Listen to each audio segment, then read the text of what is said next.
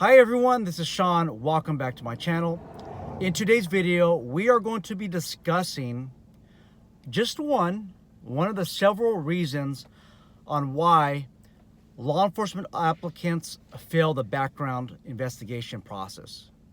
This video is especially helpful if you are processing with a law enforcement agency and you're going through the background investigation process. Keep in mind though that this is not professional advice, this is not legal advice. I'm just a guy on YouTube that's providing a video for you in my car. So you take it for whatever it's worth. Okay guys, let's get started. So one of the several reasons why law enforcement applicants get disqualified is that they show signs of being financially irresponsible. What does that mean?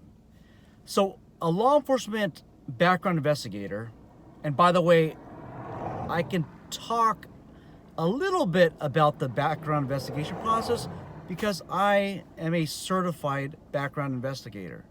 I'm a post-background investigator. What that means is I am allowed legally to provide background investigation in the state of California for peace officer, that's law enforcement officer applicants. That's my qualifications. So some of the signs that the background investigator looks for is late bills. If you tend to have a lot of late bills,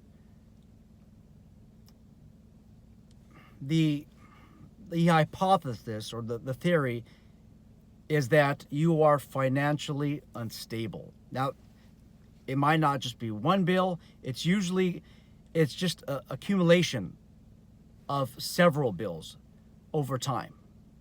And what will really hit you in the background investigation process is if you go into collections. If you go into collections, it's going to be very difficult for you to show the background investigator that you are financially responsible. If you're financially responsible, you should be paying your bills on time. You pay your bills on time, your creditors will not send you to collections. Now, let's just say you are in collections.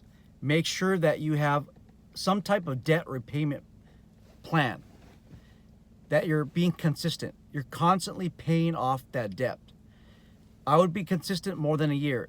Some of you are probably wondering, hey, I've had my bills turned over to collections. Sean, how long does it take in order for me to show my background investigator that I am financially responsible? It just depends on the agency. That's the answer. It could be somewhere between 1 to 3 years, again, depending on the agency. But today must be the day that you decide to be financially responsible and start paying that debt down. You might be able to make a payment arrangement plan with your debtor. Maybe you can pay the bare minimum. Maybe you can pay whatever it is that you can afford, but make some type of payment arrangement. Bankruptcy. Oh my goodness. Please do not file for bankruptcy. If you did file for bankruptcy, you're going to have to wait many years. And this can be 3 years all the way up to 10 years.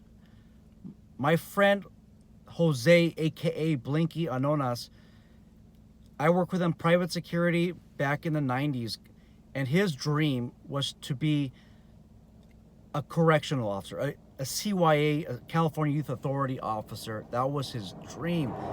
And he had to wait 10 years, guys, 10 years to show the state of California that he was now financially responsible.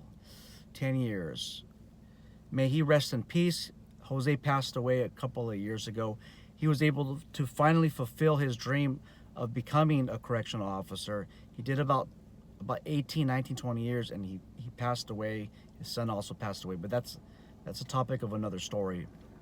So please allow him to rest in peace. Don't file bankruptcy. If you have to, you're looking at a good 3 years to 10 years. Again, just depends on the agency. Rent. you guys need to make sure that if you're paying rent or even a mortgage, you're paying it on time every single time. You can be a couple times late, but just don't make it a habit. One time is okay, in a year. 3 times in a year, that's not good, guys. That's not showing that you're financially responsible. So try your best to pay your rent on time. What ends up happening is you have to disclose where you live. Your past 10 addresses, not 10 addresses. For the past 10 years, where have you lived? You have to disclose that. And when you disclose, you also have to disclose who your landlord is.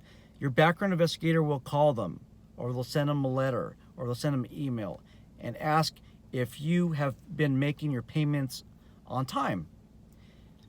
And a landlord who's really upset about not being paid on time, they're going to tell the truth, you guys. They're going to tell the truth to your background investigator. They're going to tell them that you're not paying, that you're not even current right now, that you've been late in the past.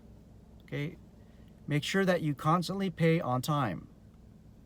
That will destroy you in the background investigation process.